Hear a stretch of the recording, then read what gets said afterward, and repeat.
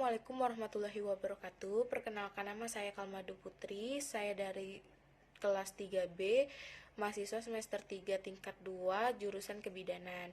Di tugas video kali ini, saya akan melakukan penyuluhan tentang KB IUD. Assalamualaikum warahmatullahi wabarakatuh, Ibu. Perkenalkan, saya Bidan Kalma. Di sini kedatangan saya ingin melakukan penyuluhan tentang KB IUD. Nah, ini brosurnya ya. Sebelumnya, Ibu sudah pernah menggunakan KB? Belum, kebetulan saya sedang hamil anak pertama. Oh, sedang hamil anak pertama. Mungkin nanti ini akan menjadikan referensi bagi Ibu ya, pemilihan KB yang baik dan benar. Nah, Ibu sudah tahu belum KB IUD itu apa? Belum. Oh, belum ya. Nah, KB IUD itu adalah alat kontrasepsi yang berbentuk huruf D yang dimasukkan melalui saluran septik dan dipasang dalam rahim. Nah, di sini sudah ada ya Bu bentuknya. Nah, lalu cara kerja KB IUD itu mencegah sperma mencapai sel telur sehingga tidak terjadi pembuahan atau kehamilan. Nah, lalu untuk keuntungan IUD itu sendiri, keuntungannya pertama itu tidak mempengaruhi ASI. Jadi bagus Ibu. Jadi nanti ketika Ibu sudah melahirkan, Ibu ingin menggunakan KB, Ibu tidak perlu takut. Kalau Ibu takut ASI Ibu seret atau gimana, itu Ibu tidak perlu takut. Jadi KB IUD itu dia tidak mempengaruhi ASI sama sekali. Lalu dia di sini juga hanya perlu dipasang sekali. Nah, dia hanya perlu dipasang sekali dan tidak perlu berulang-ulang kali. Jadi seperti kayak kalau suntik KB sebulan itu kan tiap bulan kita harus suntik. KB 3 bulan sekali harus suntik. Nah, kalau KB IUD itu tidak, hanya dipasang pertama kali itu sampai seterusnya. Nah, di sini juga dapat dilepas kapan saja tanpa mempengaruhi kesuburan. Jadi ketika Ibu ingin menambah anak lagi nanti, KB IUD itu dapat dilepas kapan saja tanpa dia mempengaruhi kesuburan Ibu.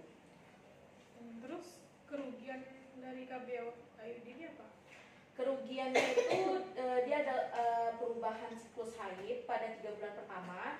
Jadi ketika setelah pemasangan KB IUD itu 3 bulan pertama pemasangan mungkin siklus haid Ibu akan berantakan. Namun setelah 3 bulan pertama setelah 3 bulan itu haid Ibu akan menjadi kembali normal gitu. Lalu ada nyeri dan kram perut yang dapat terjadi selama pemasangan maupun setelahnya. Nah, ada lagi yang ingin Ibu tanyakan tentang KB IUD? Dia jangka waktunya lama ini. Ya, jangka waktu KB IUD itu cukup panjang, yaitu sekitar 3-10 tahun jangkanya. Jadi tidak perlu kita pasang itu tidak perlu. Tapi saya pernah dengar tuh KB ini juga sering kebobolan gitu ya. Itu kenapa tuh?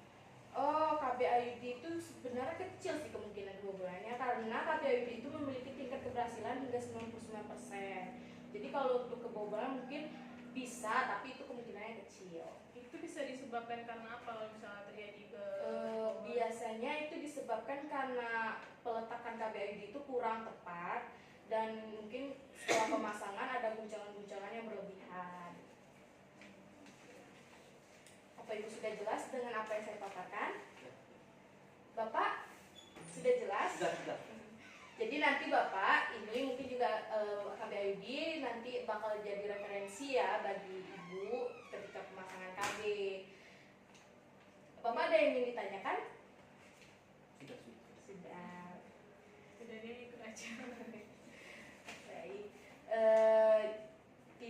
Jadi sudah jelas ya Ibu tentang KB IUD-nya. Nah, jadi nanti mungkin setelah penyuluhan ini Ibu Cara tidak pasangnya? Oh, untuk cara pasangnya itu dia dimasukkan melalui saluran septik dan dipasang dalam rahim, Bapak. Sendiri atau dibantu bidan? Dibantu oleh dokter biasanya kalau KB IUD. Jadi sudah jelas ya Bapak ya KB-nya ya. Itu saja sih yang bisa saya sampaikan. Semoga ini bermanfaat bagi Ibu dan Bapak dan juga bisa menjadi pilihan yang terbaik. Terima kasih ya. Terima kasih ya Bu atas informasinya. Jadi saya lebih tahu nanti ke depannya mau seperti apa. Iya. Terima kasih ya. Saya pamit ya Bapak. Ya, Bu. Terima Makasih ya Bu ya. Assalamualaikum warahmatullahi wabarakatuh. Waalaikumsalam. Jungle.